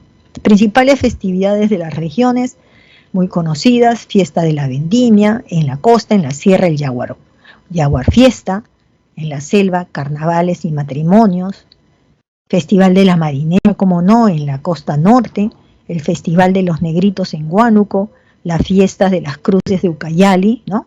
Esto se hace en el río, muy interesante también. Bueno, el Estado peruano. Vamos a entrar ya a lo que va a ser la estructura del Estado peruano. Ya, el Estado peruano es la nación jurídica y políticamente organizada. ¿Por qué se dice que es jurídicamente? Porque así está dicho en las leyes, ¿no? Y políticamente es porque nosotros elegimos a nuestras autoridades. La República del Perú es democrática, es social, independiente y es soberana, ¿no? No se olviden que el Estado peruano es uno solo. ¿Se acuerdan antes? Con la Confederación Perú-Boliviana habían 3 estados, pero actualmente nosotros tenemos un solo estado y es el Estado peruano. Este Estado peruano que tenemos tiene un solo gobierno, por eso se dice gobierno unitario, ¿no? Es representativo porque las autoridades las hemos elegido nosotras, y es descentralizado porque el Estado está presente a nivel nacional, a nivel regional y a nivel local. Si es un Estado democrático, entonces se entiende que el poder que tiene el presidente de la República y las autoridades del Congreso es porque nosotros hemos participado en elecciones y hemos elegido a quienes nos van a representar, ¿ya? El pueblo, entonces, el poder del Estado emana del pueblo. Quienes ejercen lo hacen entonces con ciertas limitaciones que le va a establecer la Constitución. Y ninguna persona puede, ¿no es cierto?, algún día, ¿no?, decir yo soy, ¿no?, el jefe de las Fuerzas Armadas, o decir yo me voy a proclamar jefe de la Policía Nacional, ¿ya?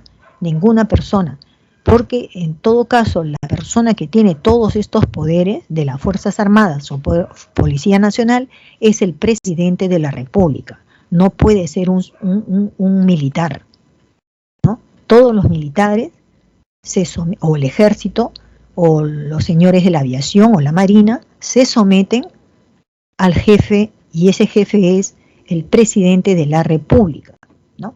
Cuando hay un golpe de Estado es incorrecto. La Constitución no admite golpes de Estado, ¿ya? El Estado peruano cumple deberes. Los deberes son defender la soberanía nacional, garantizar la plena vigencia de los derechos humanos, ¿sí?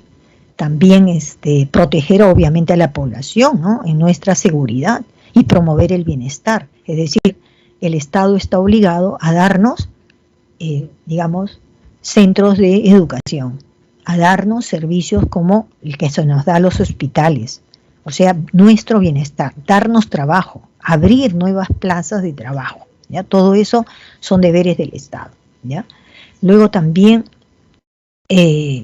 la supremacía de la Constitución, eso es algo que también caracteriza al Estado peruano, es decir, tenemos un Estado que se vale sobre la base de la Constitución Política del Perú, que viene a ser la máxima ley, ¿no?, que tenemos a nivel del Perú. Es el documento normativo, legal, más importante. En base a la Constitución, donde se señalan los principales derechos y deberes, se arman cada ley. Y ya saben que ese armado de cada ley, esa propuesta de cada ley, se da a partir del Congreso de la República. Los símbolos de la patria son 3. La bandera nacional, el escudo nacional, y tenemos el himno nacional. Cuando decimos símbolos patrios, quiere decir son íconos que ante nuestra presencia debemos respetar. No por objeto, no como un objeto, sino como todo lo que tiene detrás, que es intangible, es decir, toda la historia de nuestro país, de nuestra gente. Y todo es símbolo. El rojo, ¿qué significa? El blanco, ¿qué significa? En el escudo, ¿qué significa? Los iconos que tiene dentro. Y la letra, ¿qué significa? Todos son significados y le debemos respeto. Entonces, quien insulta, quien trata mal una bandera, ¿no? Un escudo o las propias letras del himno nacional, se va a tener que someter a la justicia. No se puede hacer eso. Estos son símbolos, ¿ya? Importantes, que nos dan identidad. Los elementos del Estado son la nación, que lo conformamos todos nosotros. Ustedes y yo somos parte de esta nación. Nos une historia, el idioma que hablamos, los problemas que tenemos son los mismos. Tenemos un territorio. Nos pertenece el suelo, el subsuelo, nos pertenece el aire que está por encima del territorio peruano y por encima del mar peruano también. Y nos pertenece el mar peruano hasta las 200 millas. No puede haber una nación que no tenga un territorio. No puede haber un presidente que no tenga un territorio y una nación, ¿ya? Y no puede haber un presidente que no pueda gobernar, ¿no? O sea, tenemos 3 niveles de gobierno: el gobierno nacional, el gobierno regional y el gobierno local. Y entre ellos hay una conexión, ¿no es cierto? No de subordinación, sino hay una conexión de intereses. Cuando tenemos un problema como el COVID, está a la cabeza el gobierno nacional. En cada región está el gobernador regional y en cada municipalidad está el alcalde. Y todos estamos apuntando por superar, ¿no?, todos estos problemas relativos al COVID, ¿ya? La soberanía es otro elemento. La soberanía significa que el Perú y sus gobernantes hacen las cosas porque así lo necesita nuestro país. Eso es tener soberanía, es tomar el timón del gobierno y hacer las cosas que deben hacerse en favor nuestro. ¿Cuándo se dice que no hay soberanía? Cuando tenemos autoridades peleles. Peleles quiere decir son gobernantes que se someten a otra autoridad que no necesariamente es peruana. Muchas veces se han sometido a autoridades extranjeras, a intereses extranjeros.